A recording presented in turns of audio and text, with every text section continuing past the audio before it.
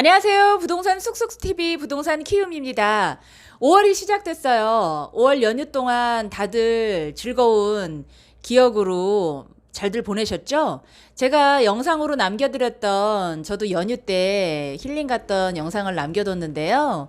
그거 못 보신 분들은 한 번쯤 가셔서 보시면서 힐링을 좀 하시고요. 오늘은 저희 고객분들께서 문의하시는 분들이 좀 계셔서 그 부분에 대해서 얘기를 좀 나눠보려고 해요. 요즘 뭐 대출이나 그 다음에 또 청약, 뭐 양도세 이런 부분들을 얘기할 때 꼭 빠지지 않고 나오는 게 세대인데요. 그 세대에 대한 얘기를 좀 자세히 얘기를 해보고요. 그래서 그 부분은 제가 자료를 통해서 말씀을 드리고, 세대 분리하는 방법, 그 다음에 우리가 잘 알지 못했던 세대의 또 다른 이야기들을 함께 나누고요. 요즘은 날씨가 좀 더 더워져서 오늘도 보니까 밖에 나갔다 왔는데 날씨가 많이 덥더라고요. 이게 환절기가 지나는 이 시기에는 항상 건강 유의하시고요. 다음에 또 제가 좋은 영상으로 여러분들 찾아뵙도록 노력하고요. 구독과 좋아요 꼭 잊지 마시고 해주시고요. 자, 그럼 오늘은 세대에 대해서 한번 말씀을 드려볼게요. 세대란 무엇일까? 세대란 게 아무나 무조건 다 만들 수 있는 것은 아니고요. 요즘 세대에 대해서 궁금해하시는 분들이 많이 계시는데 보통 그 청약 가점에 얘기를 할 때 1세대 무주택자 이런 얘기들을 하는데 거기에도 1세대가 나오는 거고요.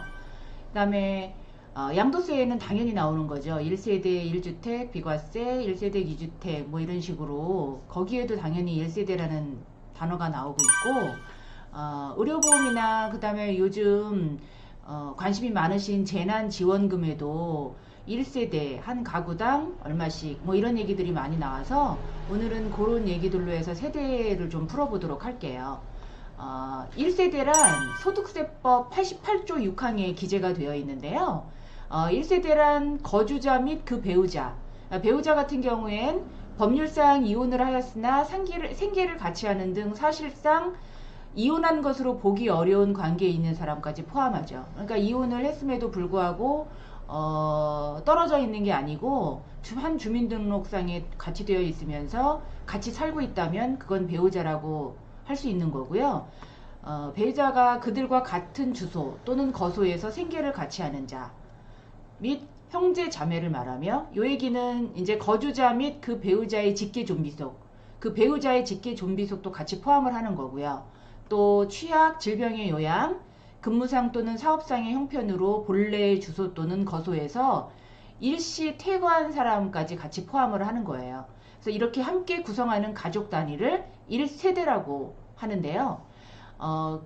보통 1세대라고 하면은 일단은 결혼을 해야지만 기본적으로 세대를 구성할 수 있는 자격이 갖추어지는 건데, 다만 여기에서 대통령령이 정하는 경우에는 배우자가 없어도 1세대로 보는 경우가 있어요. 그렇다면 이 대통령으로 정하는 경우가 어떤 거냐면 소득세법 시행령 152조 3항에 보면 대통령령으로 정하는 경우라고 표기가 되어 있는데 그 내용은 이런 내용입니다. 1세대의 범위에서 소득세법 시행령 152조 3항에 법 제88조 제6호 단서에서 아까 좀 전에 우리가 봤던 대통령령으로 정하는 경우란 다음 각화의 어느 하나에 해당하는 경우를 말한다. 이렇게 얘기하고 있죠. 여기에서 말하는 해당 거주자의 나이가 30세 이상인 경우, 그러니까 결혼을 하지 않았어도 30세 이상인 경우에는 1세대를 갖출 수 있는 요건이 되는 거고요. 또 배우자가 사망하거나 이혼한 경우, 이 얘기는 30세 이상이 되지 않아서 일찍 결혼을 했지만 배우자가 사망을 했거나 이혼했을 경우에도 1세대의 요건을 갖추는 거고요. 세 번째로 법 제4조에 따른 소득이 국민기초생활보장법 제2조 제11호에 따른 기준 중위소득의 100분의 40 수준에, 그러니까 한 40% 수준 이상으로서 소유하고 있는 주택 또는 토지를 관리 유지하면서 독립된 생계를 유지할 수 있는 경우, 이거를 말하는데, 기준 중위소득의 40%라고 한다는 거는 그러니까 소득이 있다는 건데, 그러니까 30세 미만이 되더라도 보통 우리가 지금 2020년도를 기준으로 해서 1인 가구 한 70만원 정도 되는 거를 한 40% 정도라고 생각할 수 있어요. 그렇게 30세 이상이 안 됐고 나이가 그 다음에 결혼을 하지 않았다 하더라도 소득이 있는 경우에는 세대로 요건을 갖췄다고 할 수 있죠. 다만 여기서 미성년자의 경우는 제외하되 미성년자가 결혼을 했거나 가족의 사망, 그 밖에 기획재정부령이 정하는 사유로 1세대의 구성이 불가피한 경우에는 그러하지 아니하다. 이렇게 나와 있죠.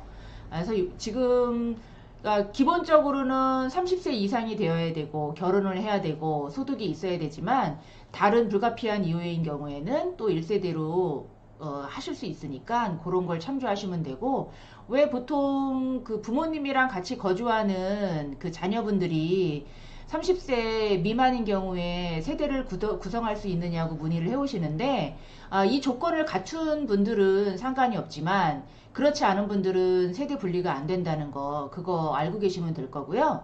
그럼 여기에서 세대 분리 방법에 대해서 말씀을 드려볼게요. 얼마 전에도 저한테 그 세대 분리를 어떻게 하는지 문의하신 분들이 계셔서 그것에 또 착안을 해서 제가 오늘 이렇게 영상을 남겨드리게 됐는데, 세대 분리라는 건 요새는 이제 정부 24시에 들어가서 그 주민등록 정정 신고라는 그 꼭지에 들어가시면은 공인인증서를 통해서 세대 분리를 직접 하실 수 있고요. 그러니까 전입신고 이런 것들을 하실 수 있으니까 그렇게 하셔도 되고, 만약에 인터넷을 통한 방법이 여의치 않으시는 분들은 주민센터를 직접 방문하실 때 신청인, 그러니까 이제 세대 분리를 하시는 분이 직접 가셔서 단독으로 신청이 가능하세요. 단 이제 세대주 신분증, 그러니까 기존에 살고 있던 그 주택에서 다른 주택으로 갈 때 세대주 신분증이랑 도장을 지참하시고 가시는 거 잊지 마시고요. 또 관계기관에 가시기 전에 문의를 먼저 해두시는 게 좋으실 것 같으니까 그렇게 확인하시면 될 것 같고요. 그러면은 모든 사람들이 다 세대 분리가 될까? 세대 구성을 했다 그러면 그렇진 않아요. 왜냐면 여기에서 보는 것처럼 직계는 한 집에서, 그러니까 30살이 넘었고 소득이 있다고 하더라도 직계존비속 같은 경우에는 한 집에서 세대 분리가 안 되는 게 원칙이에요. 그러니까 보통은 왜 그런 이유 때문에 안 되냐면 이제 편법으로 사용되는 경우가 많기 때문에 그렇고요. 특히 그 아파트 같은 경우에는 주민센터에서 세대 분리를 안 해주는 편이에요. 근데 그 아파트 같은 곳에서도 만약에 세대 분리를 하시길 원하신다고 하시면 그 무상사용 계약서나 그 다음에 임대차 계약서를 작성하셔서 그거를 가지고 가셔서 단독 세대 분리를 하시는 걸 한번 여쭤보시고요. 또 주민등록상 동일 세대원일까, 주민등록상 동일 세대원이라도 독립된 생계를 유지한다는 별도의 세대 증거를 제출하시면 가능하다고 하니까, 주민등록상에는 아빠나 부모님이나 이제 자녀분이 같이 되어 있다 하더라도 원래 실질적으로는 자녀분이랑 같이 살고 있지 않다 그러면 그 따로 살고 있다는 별도 세대의 증거를 제출하시면 돼요. 뭐 제출 증빙 서류는 뭐 전기 고지서라든가 아니면 카드 내역서라든가 뭐 이런 것들의 기타 내용 서류들을 증빙을 하면 단독 세대 분리를 할 수 있는 요건을 갖추어서 할 수 있다고 하니까 그런 부분들을 참조하셔서, 왜냐면 세대 분리를 하는과 동시에 이제 청약을 통해서 가점이 이제 올라갈 수 있는 구체적인 요건이 갖추어지는 거고, 그 다음에 이제 양도세 신고를 할 때 이런 세대 분리가 되어 있지 않아서 문제가 발생하는 경우가 많으니까 가장 기초적인 이런 부분들을 참고하셔서 하시면 좋으실 것 같아요. 오늘은 그래서 세대 분리에 대해서 말씀을 드렸고요. 다음에 또 저희가 고객님들께서 문의하시는 부분들을 참조해서 또 다른 영상으로 여러분들 찾아뵙도록 하겠습니다. 고맙습니다.